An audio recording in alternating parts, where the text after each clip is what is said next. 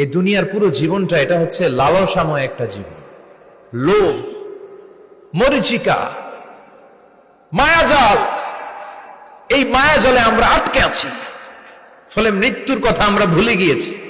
পাগলের মতো ছুটছিট, আরো টাকা লাগবে, আরো খ্যাতি লাগবে, আরো যশ লাগবে, আরো দাপট লাগবে। আমার এত টাকা দিয়ে কি হবে, এত সম্পদ দিয়ে কি হবে, এত ব্যস্ততা দিয়ে কি হবে তোমার?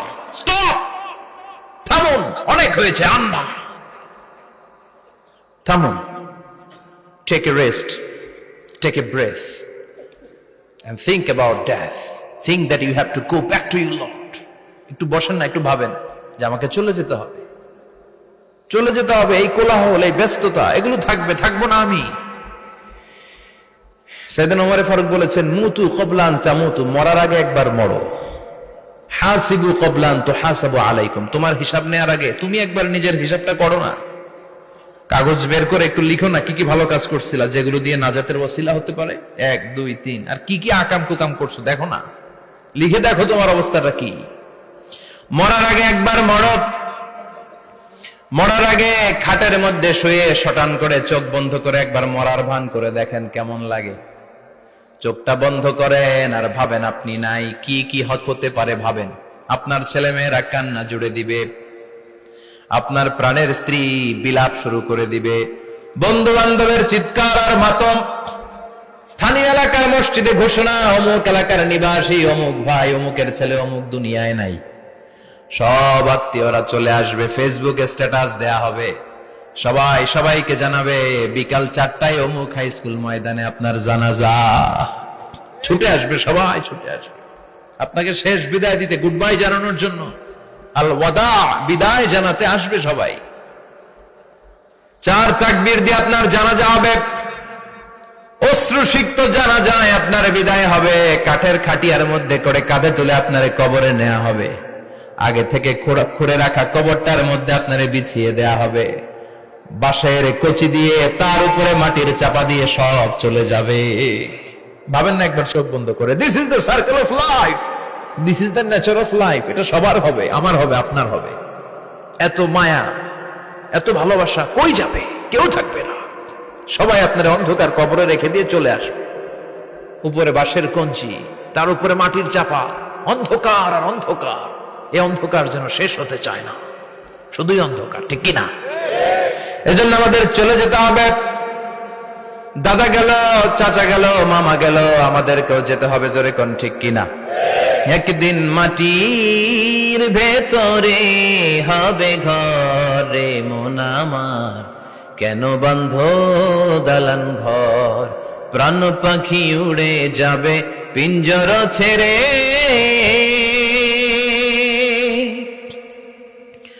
ধরা ধামে সবই রবে, তুমি যাবে চলে, বন্ধু বান্ধব যত, মাতা পিতা যারা সুত, সবই হবে তোমার পরে। মন আমার কেন বন্ধ দালান ঘর, একদিন মাটির ভেতরে হবে ঘরে মন আমার, কেন বন্ধ দালান ঘর, ঠিক কিনা? সব পরে থাকবে, চলে যেতে হবে আমাদেরকে। এজন্য আখিরাতের কথা যেন আমাদের স্মরণ হয়। বিশ্বনবী বলতেন, নাহাইতুকুম আন জিয়ারাতিল কুবুর, আমি তোমাদেরকে কবর জিয়ারত করতে আগে নিষেধ করতাম, কিন্তু এখন নিষেধাজ্ঞা প্রত্যাহার করে নিলাম। এখন সব সময় তোমরা কবরের সামনে যাবা আর জিয়ারত করবা। কবরস্থানে জানতো বড়ুয়া কৃষ্ণপুরের এই গ্রামের কবরস্থান আছে কোন দিকে? পূর্ব দিকে আছে, গোখরার জলের ওদিকে। যান আপনারা, একটু যাবেন, একটু গেলে আখিরাতের কথাটা স্মরণ হবে। ওখানে ছোট শিশুরা শুয়ে আছে, কিশোর যুবকরা আছে, আপনার মতো তাগড়া যুবক মুরব্বীরা আছে। এরা এই এলাকায় থাকতো, এরা আকাশ থেকে নেমে আসে না, এই এলাকার সন্তান আজ নাই। একটা সার্টেন পিরিয়ড শেষে আপনিও থাকবেন না। This is the nature of life, this is the circle of life. ছোট্ট শিশু হয়ে এসেছিলেন, শৈশব, কৈশোর, যৌবন, প্রৌঢ়ত্ব। আগে ছিলেন সিঙ্গেল, বিয়ে করে হয়ে গেলেন ডবল। এরপরে আল্লাহ আপনাকে একটা মেয়ে দিল, এরপরে মেয়েকে বিয়ে দিয়ে শ্বশুর হলেন, এরপরে ওই মেয়ের ঘরে সন্তান হতে নানা হলেন। আর কতদিন? অনেক দিন হলো তো, অনেক লম্বা সময় পেয়েছেন আপনি। Think about death. এবার যাওয়ার কথা ভাবেন। আখিরাতের সামানের কথা ভাবেন, ফিরে যেতে হবে। কি শক্তিশালী যুবক, বার্ধক্য চলে আসলে লাঠি ছাড়া চলতে পারে না। কুচকুচে কালো দাড়ি সাদা হয়ে যায়, দাড়ির শুভ্রতা, বয়সের ভার, রং ধরা যৌবন জং ধরে শেষ, ঠিক কিনা? This is the circle of life. যুবক ভাইরা, এটাই জীবন, চলে যেতে হবে, কেউ থাকতে পারবে না, ঠিক কিনা? এটা রিমাইন্ডার আল্লাহ এই সূরার ভেতরে দিয়েছেন যে তোমাদেরকে ফিরে যেতে হবে, এই লোভ লালসা ছেড়ে দাও। রব্বুল আলামিন বলেন, আলহাকুমুত তাকাসুর হাত্তা যুরতুমুল মাকাবির। ও গোলাম, দুনিয়ার সম্পদ, লোভ লালসা তোদেরকে পাগল বানিয়ে দিয়েছে। এই লোভ পাগলামি কোনোদিন তোদের থামবে না যতদিন না তোরা কবরে ঢুকবি, ঠিক কিনা? কার কথা? আল্লাহ বললেন, দুনিয়ার সম্পদ আর লোভ আর মোহে তোমরা গাফেল হয়ে গিয়েছো। আখিরাতের কথা বেমালুম তোমরা ভুলে গিয়েছো, কিন্তু আখিরাতে তোমাদের যেতেই হবে, কবরের বাড়িতে তোমাদের ঢুকতেই হবে, ঠিক কিনা? যেতেই হবে, আমরা ভুলে যাই। আলহাকুমুত তাকাসুর, অতিরিক্ত পাওয়ার লোভ, বেশি বেশি খাওয়ার লোভ, বেশি বেশি জমানোর লোভ মানুষকে গাফেল বানিয়ে দিয়েছে। এটা মানুষের স্বভাব, আরো চাই আরো চাই, এই স্বভাবটা আছে না নাই? দেখবেন ছোট বাচ্চারা মসজিদের দোয়া অনুষ্ঠান শেষে জিলাপি দেয় না? বড়ুয়া কৃষ্ণপুরে কি দেয়? আগে বাতাসা দিত না, এখন কি দেয়? জিলাপি দেয়, মিষ্টি দেয়। তো মসজিদের 2-3 গেট থেকে যদি দেয়, ছোট বাচ্চারা দেখবেন এদিক দিয়ে কয়েকটা নিয়ে আবার ওই গেটে লাইন ধরে।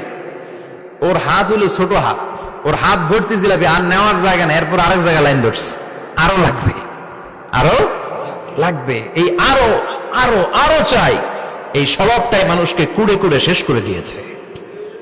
এত লাগবে কেন তোমার? চাহিদার কোনো শেষ নাই, unlimited demand of human being. যার আছে বেশি তার চাই বেশি, যার সাইকেল আছে তার হুন্ডা চাই, হুন্ডা আছে তো প্রাইভেট কার চাই, প্রাইভেট কার আছে তো প্লেন চাই, প্লেন আছে তো হেলিকপ্টার চাই, হেলিকপ্টার আছে তো ওইটা চাই, ওইটা আছে তো সেটা চাই, ঠিক কিনা? এলাকার মেম্বার যে হয়েছে চেয়ারম্যান হতে চায়, আছে না নাই? চেয়ারম্যান সাহেব এমপি হতে চায়, আছে না নাই?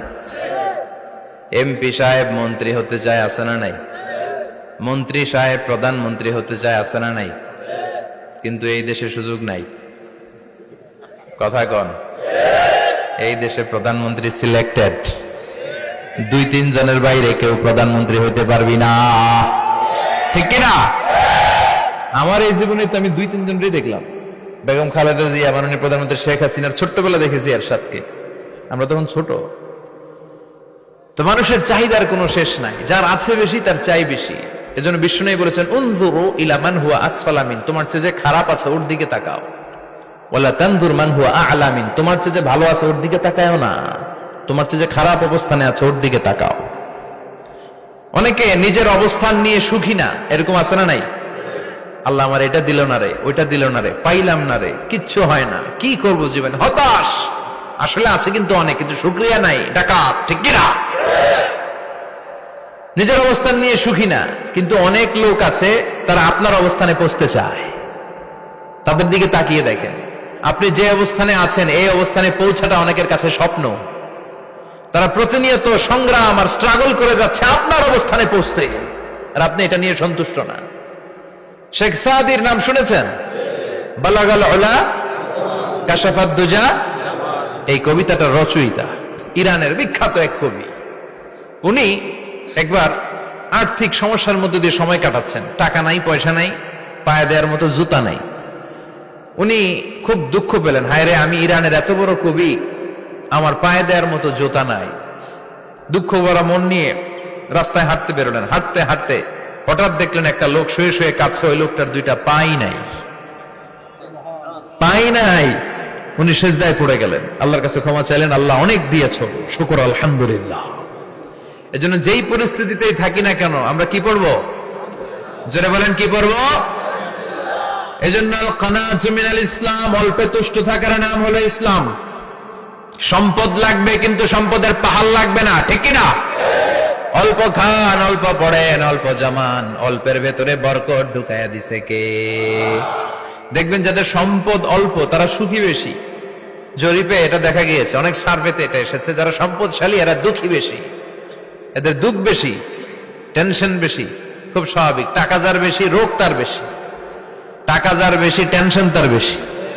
টাকা যার বেশি, ঘরে শান্তি তার কম। আছে না নাই?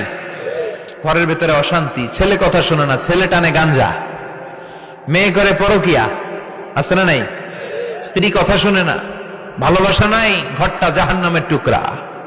রোগ বালাই, এক একটা হসপিটাল বিল পরিশোধ করতে মাসে 5 লাখ 10 লাখ। আছে না নাই?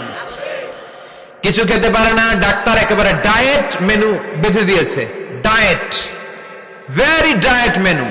এটা এটা এটা এটা কিছুই খাবেন না, শুধু গরু খাবেন না, খাসি খাবেন না, চিংড়ি খাবেন না, খালি ঘাস খাবেন। ইচ্ছে মতো ঘাস খাবেন, মানে ঘাস জাতীয় যত আইটেম আছে সব খাবেন। শাক খাবেন, সবজি খাবেন, সালাদ খাবেন। গরু, চিংড়ি, মুরগি, গোশত, ইলিশ কিছু খেতে পারে না। তাহলে রোগ বেশি, খাওয়ার মজা নাই, ঘরে সাংসারিক শান্তি নাই, খালি ব্যারাম আর ব্যারাম।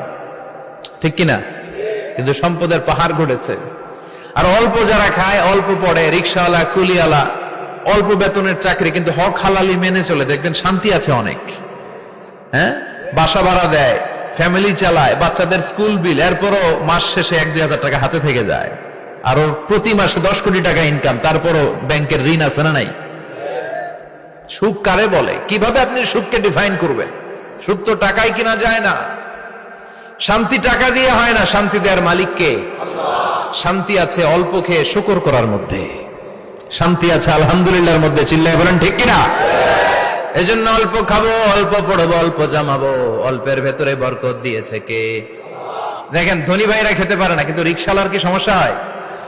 রিক্সাওয়ালারা সব খেতে পারে। কুলিওয়ালা, দিন মজুর, এরা একেবারে স্লিম, সুঠাম দেহি, মেদহীন পেট, পেটে কোনো মেদ নাই, ভুড়ি নাই। আর কোটিপতিদের মেদ আছে না নাই? এত বড় বড় পেট। ঠিক কিনা? আমাদেরও পেট আছে, তবে হালাল পেট। এটা হারাম টাকা দিয়ে এই ভুড়ি বানাই নাই আমরা। ছেলে বলেন ঠিক কিনা? রিক্সাওয়ালা, কুলিওয়ালা নিজেও নামাজ পড়ে, বউ নামাজ পড়ে, বাচ্চাটাও নামাজ পড়ে, রিক্সা চালায় আর জিকির করে লা ইলাহা